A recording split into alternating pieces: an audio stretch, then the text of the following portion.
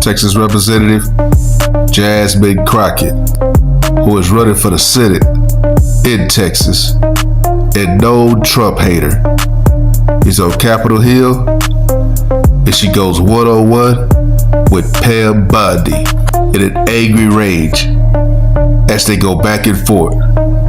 Take a listen. I'm going to ask some very basic questions really quickly of my colleague, Becca Ballant, if she will answer right or wrong, raping children. Wrong. Right or wrong, killing random citizens. Definitely wrong. Right or wrong, enriching yourself as the sitting president of the United States. Definitely wrong. Okay, thank you, because I probably never would have got that with our witness.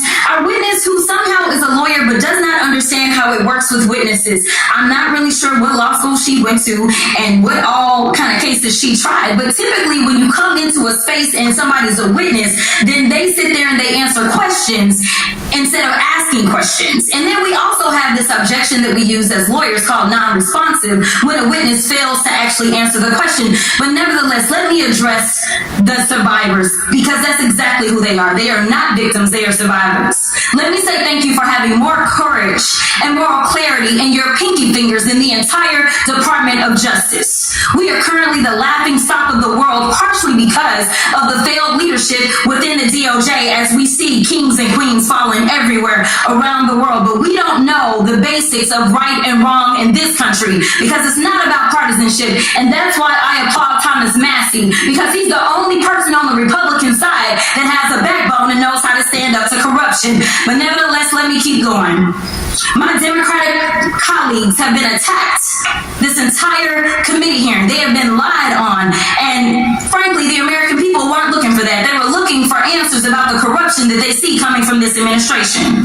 In the written testimony of this witness, of this particular witness, she stated that when she took office, she had two main goals. The first was to end the weaponization of justice, and second, to return the department to its core mission. Not only have you lied about both, you've intentionally done the exact opposite. You're spending more taxpayer resources arresting journalists than you are prosecuting pedophiles and creeps. In fact, your boss, the President of the United States, stated that this administration, quote, took the freedom of speech away, and at your direction, DOJ has arrested Don Lemon and Georgia Fort. And I might add that y'all actually had a judge that rejected y'all for trying to arrest Don Lemon before, just like the grand jury rejected y'all as it relates to Senator Kelly, just like a grand jury rejected y'all as it relates to Senator Slotkin, just like the case against Tish James was dismissed and the case against Mr. Comey was dismissed. I completely don't get how it is that you're sitting at the top of DOJ, because you don't seem to be good at your job.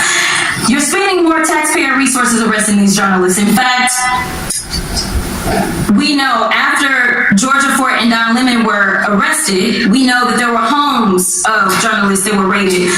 We know that threatened prosecution against students protesting your actions and forced tech companies to remove apps used to track ISIS activities. But let's circle back to you protecting pedophiles and creeps, because I want to talk about the president and his possible involvement with Jeffrey Epstein. Now, I don't know what the president might have done with Jeffrey Epstein, but unlike this administration, I believe that facts matter. So let's talk about the facts. Fact number one, Donald Trump is one of the most named people in the Epstein files.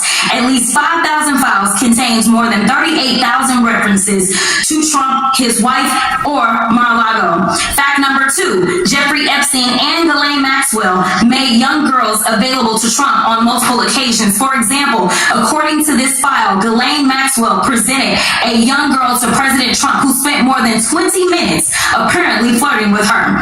Here's another example. This shows notes from FBI investigators that describe Jeffrey Epstein transporting a victim to Mar-a-Lago to meet with President Trump, where he bragged to Trump that, quote, this is a good one. Now, I'm not saying that the president is a pedophile, but there is a lot of evidence in these files that suggests that he's very close friends with a lot of men who are pedophiles. What's crazy about all of this is just that this is a big cover-up. And this administration is engaged in it. In fact, this administration is complicit.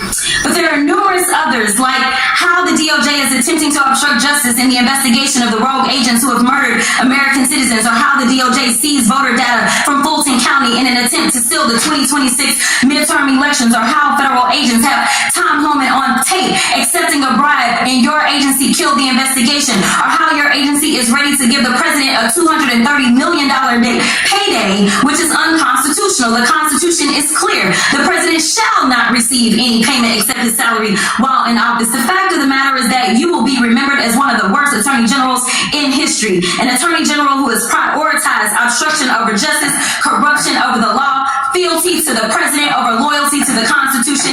And Mr. Chairman, I will yield. Man, that's got to be the longest, fastest word written rant I've ever heard from one person in 5 minutes, but didn't really ask any question. And then I mentioned she came out very angry.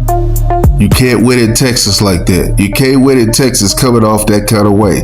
Angry, bitter, and deranged. But after her rant was over, Pam Bondi was allowed to respond. Take a listen. Thank you, my friend, for many years. I find it interesting that she didn't even want to try Congresswoman Crockett to ask any questions, because she certainly did not condemn her leader, Hakeem Jeffries, for taking money from Jeffrey Epstein after Epstein was convicted.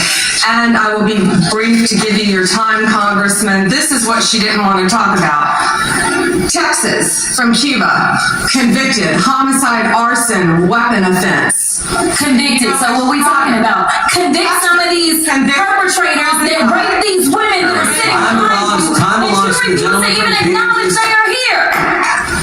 Time belongs to the gentleman from Kansas. Mr. Chairman, can I have a few seconds back to make up for the yelling? Thank you. Gentlemen, do you have anything further to say?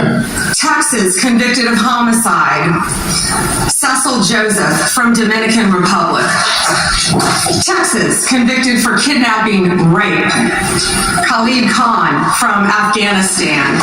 That's why they want to talk about Epstein and not what's happening in their own states. Jasmine Crockett mentioned women being raped and abused. But did she care about the children, the girls and boys that were raped and abused by MS-13 gang members, drug traffickers, and U.S. sponsors in Texas?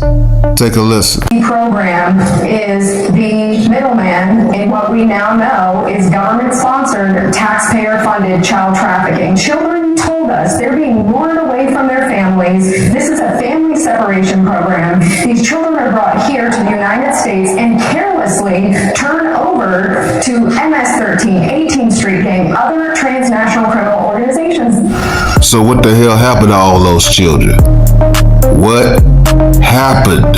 Boys and girls are being sold for sex. Just last month, I spoke with a care provider in Florida who told me about cases of migrant children as young as 8 with sexually transmitted diseases. 8 years old. Last week, I spoke with a private investigator in Texas who shared challenges trying to find an emergency shelter for this one girl. She's only 12, an unaccompanied minor who is 9 months pregnant and about to go into labor. Wait, what? What the F did she just say? 9-year-old girl pregnant? Sexually transmitted disease? Abuse? Can you imagine if Kamala Harris and Joe Biden was still in office?